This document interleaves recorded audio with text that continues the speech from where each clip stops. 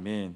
오늘 우리가 함께 보고자 하는 것은요, 지난주 금요일부터 보았던 큐티 말씀을 좀 통으로 보려고 합니다. 그래서 필요한 자막은 제가 다 준비를 해 놓았고요. 오늘 주제만 좀 생각하시면 됩니다. 왜 10가지 재앙인가? 자, 이 부분을 우리가 한번 큰 관점에서 살펴보시면 좋을 것 같아요. 왜 10가지 재앙인가? 그냥 한 방에 확 쳐버리면 진짜 뭐 되는 것 아니겠어요?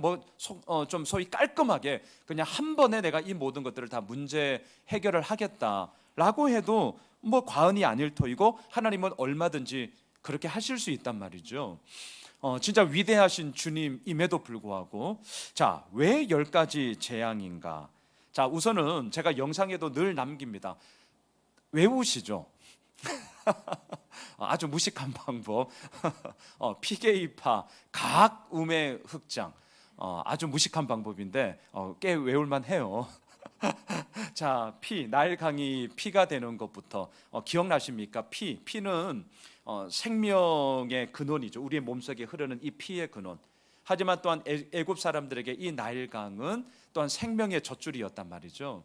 이 생명의 젖줄인 나일강이 생명의 근원인 피로 바뀌었어요. 그러니까 쉽게 말해서 생명과 생명이 만났으면 더 큰 생명이 되어야 되는데 죽음과 악취가 났다. 그래서 사람들은 그 물을 마시지 못함으로 목마름에 허덕허덕거렸다라는 이 피 재앙에서부터 이제 10가지 재앙, 그리고 오늘 아침에 우리가 보았던 메뚜기 재앙까지 이제 오게 되었습니다. 자, 이제 아직 2 재앙이 남았어요. 그것은 우리가 이제 본문에서 계속 보려고 하고요. 자, 오늘 본문에서는 하나님이 이처럼 왜 10가지 재앙을 내리셔야만 했는가? 저는 그냥 크게 4가지를 좀 살펴보려고 합니다. 먼저 첫 번째, 자막을 한번 보셔요.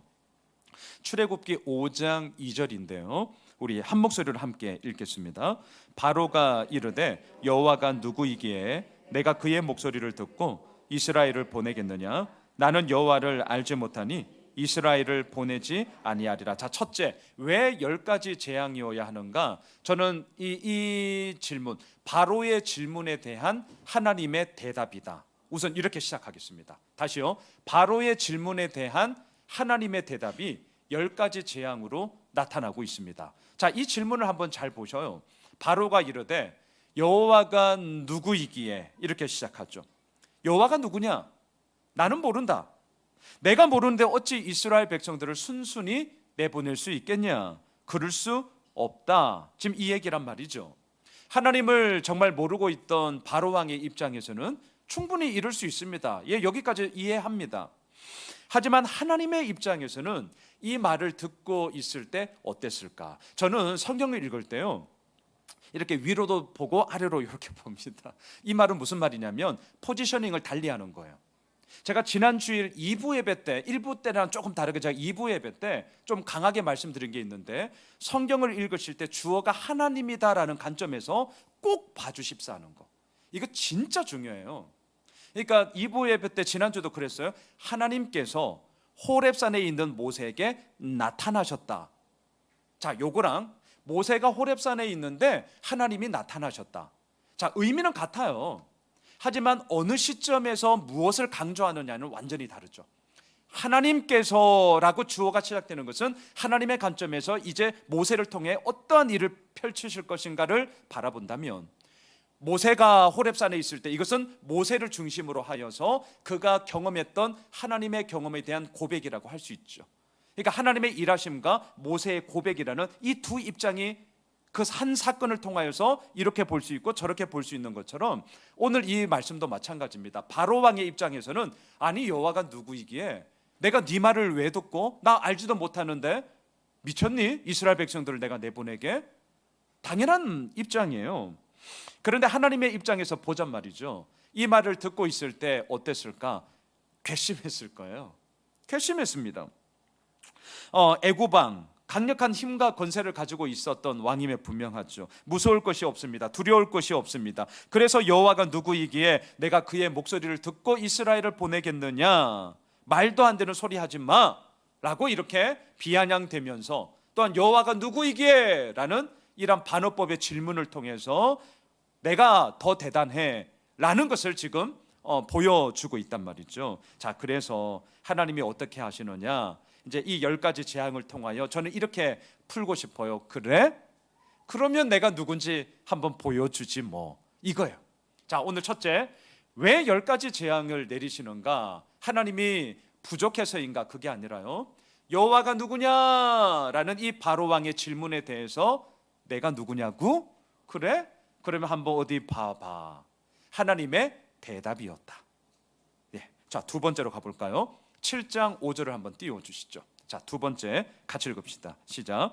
내가 내 손을 애굽 위에 펴서 이스라엘 자손을 그 땅에서 인도하여 낼 때에야 애굽 사람이 나를 여호와인 줄 알리라 하시매. 예, 두 번째 이유는요, 애굽 백성들에게 하나님이 어떠한 분이신지를 알게 하기 위해서였습니다. 우리는 이미 알고 있습니다. 애굽 사람들은 온갖 잡신을 다 섬겼습니다. 다신교 국가가 왜 이루어지느냐? 그것의 본질은요, 인간의 탐욕입니다. 어떤 탐욕? 나한테 이득이 된다 싶으면 뭐 상관없습니다. 이것도 좋고 저것도 좋고 다 잡으려고 하는 거죠. 이게 다신교 국가의 아주 본질적인 문제예요. 그러니까 우상의 가장 큰 우리들에게 걸림돌은 나의 탐욕이고 나의 교만함이거든요. 그래서 지금 하나님께서는요, 이 다신교 국가였던 그 애굽을 향하여서 왜 10가지 재앙을 펼치셔야만 했는가? 애굽 사람들에게 내가 누구인지, 여호와가 누구인지를 알게 하기 위해서다. 자, 이것을 분명하게 말하고 있습니다. 참고로 내일 재앙이 흑암 재앙이에요. 먼저 예고를 한다면 흑암, 3일 동안 사람의 얼굴을 보지 못할 정도, 막 더듬어야만 하는 3일간의 흑암이었거든요. 자, 우리가 생각할 때는 뭐 흑암, 다른 재앙에 비하면 뭐 흑암 3일이었으니까 뭐 좀 뭐 버틸만한 거 아니야? 아니면 뭐 그냥 자지 뭐 이렇게 좀 생각할 수 있잖아요. 다른 거는 막 종기가 나고 막 돌림병이 일어나서 가축이 죽고 막 우박이 떨어지고 피해가 크단 말이죠. 근데 그거에 비견하면 흑암 깜깜해요. 자면 돼. 뭐 3일 동안 밥 못 먹는다고 뭐 죽는 것도 아니고 뭐 그렇게 생각할 수 있잖아요. 하지만 왜 9번째 재앙이 흑암이냐? 제가 내일 이미 영상에도 오늘 다 녹화를 했지만 태양신 라에 대한 하나님의 아주 매서운 응징입니다. 이게 다른 재앙보다 더 큰 재앙이에요. 왜냐하면 애굽의 백성들이 가장 크게 섬겼던 신인 태양신 라거든요. 태양 밝은 빛, 그걸 새까맣게 확 어둡게 하는 거예요. 너의 생각과 너의 믿음의 가치 체계와 너의 사고의 체계를 깡그리 다 부셔버리겠다, 이런 뜻이거든요. 자, 이처럼 하나님은요, 이 10재앙을 통하여서 두 번째, 애굽 사람들에게 여호와가 어떠한 분인지를 철저하게 알게 하고자 이 10가지 재앙을 내리시고 있더라. 애굽의 가치관, 애굽의 잘못된 신앙관을 깡그리 부시면서 진짜 참된 길이 어디에 있는지를 알게 하더라. 자, 세 번째입니다. 자막을 보십시오. 출애굽기 9장 16절, 어제 제가 말씀을 드렸던 본문이에요. 같이 읽겠습니다. 내가 너를 세웠음은 나의 능력을 내게 보이고 내 이름이 온 천하에 전파되게 하려 하였음이니라. 자, 세 번째, 왜 10가지 재앙인가? 하나님의 이름이 애굽만이 아니라 온 천하에 전파되게 하기 위해서다. 자, 제가 어제도 말씀을 드렸습니다만 요 구절은 진짜 우리가 조심해야 될 구절이에요. 요거 하나만 딱 떼놓고 보면 진짜 축복. 와, 하나님께서 나를 세웠으면 하나님의 능력을 우리에게 보여주시고 하나님의 이름이 온 천하에 전파되게 하고자 우리를 쓰시는구나. 딱 요 구절만 보면, 그래서 이런 성구 인용하는 게 아직도 있어요. 근데 제가 꼭 당부드립니다. 성경을 읽으실 때는 문맥을 보셔야 돼요. 정말 문맥을 보셔야 돼요. 이거는 바로 왕을 책망하고 징계하는 구절이에요. 야, 이 바로야, 이 교만한 바로야, 내가 너를 세우는 것은 긍정의 의미가 아니라, 자, 너의 그 교만함을 꺾어서 나의 능력이 어떠한지를 너한테 보여줄 것이고, 그리고 너의 그 교만함이 꺾임으로 인하여서 나의 이름이 온 천하에 전파되게 되는 그러한 너의 통로가 될 뿐이야, 이놈아. 이런 거거든요. 이런 유사한 구절, 그 유명한 욥기, 내 시작은 미약하였으나 내 자중은 심히 창대하리라. 혹시라도 사업장이 있으면 빨리 떼시기를 축원하옵나이다. 네, 이것도 아시죠? 너의 죄악의 문제가 지금은 조그맣지만 너 그거 내버려 두면 나중에 엄청 커서 아무것도 해결 못하고 너 큰일 난다. 이런 구절이거든요. 그러니까 얼마나 우리가 성경을 나이브하게 안일하게 보고 있는지 진짜 꼭 당부드립니다. 문맥을 꼭 보셔야 돼요. 앞에도 보고 뒤에도 보고, 특히 내 눈길을 확 끄는 구절일수록 꼭 앞뒤를 항상 보셔야 돼요. 이게 큰 문맥에서 이렇게 우리가 잘 안 보면 징계하는 구절임에도 불구하고 마치 축복의 구절인 양, 이런 걸 쓰시면 안 된다. 하나님이 막 답답해 하셔요. 그러니까 꼭 이걸 보시고요. 자, 보세요. 지금 이 출애굽의 이 10가지 재앙은 애굽을 향한 재앙이에요. 그런데 보셔요. 애굽임에도 불구하고 온 천하에 전파되게 하겠다. 이렇게 말씀하세요. 자, 왜 이런 말씀을 하시느냐? 그것은 애굽이 그 당시에 그만큼 강력한 힘을 가지고 있던 나라였기 때문이죠. 애굽에게 무슨 일이 일어나나 이건 주변 국가에게 있어서 초미의 관심사입니다. 오늘 뉴스 특보에 그 낸시 이름이 뭐죠? 낸시 펠로시 미국 하원 의장이 대만에 갔잖아요. 그리고 제가 아까 오기 전에 뉴스 속보를 보니까 잠깐 보니까 지금 배 타고 이제 한국으로 지금 오고 있다고 그러더라고요. 여하튼 뭔 일인지 모르겠지만 여하튼 이것 때문에 어때요? 지금 중국하고 미국이 아주 팽팽하게 이제 긴장 가운데 있죠. 그리고 이것만입니까? 러시아가 우크라이나를 침공함으로 인하여서 세계가 지금 주목하고 있잖아요. 우리도 막 유가 뛰고 뭐 기름값 뛰고 이제는 지구촌이어서 어느 한 나라만의 이야기. 걔들이 뭐 어쩌다고, 이게 안 된단 말이죠. 이 구절도 똑같습니다. 애굽의 문제는 단지 애굽의 문제만이 아니라 당대의 최고의 힘을 가지고 있었기 때문에 애굽에게 무슨 일이 일어나는가, 이것은 오늘 9장 16절의 말씀처럼 온 천하와 연결되어져 있는 그러한 문제였단 말이죠. 그래서 하나님은 애굽에게 10가지 재앙을 내리심으로 말미암아 그것이 온 천하의 주목을 받고 온 천하의 하나님의 하나님 되심이 어떠한지를 아주 강력하고 분명하게 알리고자 10가지 재앙을 내리시고 있더라. 자, 마지막 네 번째를 보시죠. 출애굽기 10장 2절, 오늘 아침에 우리가 보았던 말씀이에요. 함께 읽겠습니다. 내게 내가 애굽에서 행한 일들 곧 내가 그들 가운데에서 행한 표징을 내 아들과 내 자손의 귀에 전하기 위함이라. 너희는 내가 여호와인 줄을 알리라. 어떤 일이든 시간이 지나면 다 잊혀지기 마련입니다. 정말 우리 바쁘게 살아서요. 어쩌면 한 지난주에 무슨 일이 있었는가. 저는 이렇게 좀 큰 스케줄은 제가 다이어리에 다 기록을 하거든요. 그거 안 보면 저도 그냥 막 앞을 보면서 급급해 가기 때문에 자꾸 잊어버려요. 여러분, 어떤 일이든 시간이 지나면 잊혀지기 마련인데요. 하지만 하나님은 이러한 출애굽의 10가지 재앙을 왜 내리시는가? 그 당대의 사람들뿐만이 아니라 분명합니다.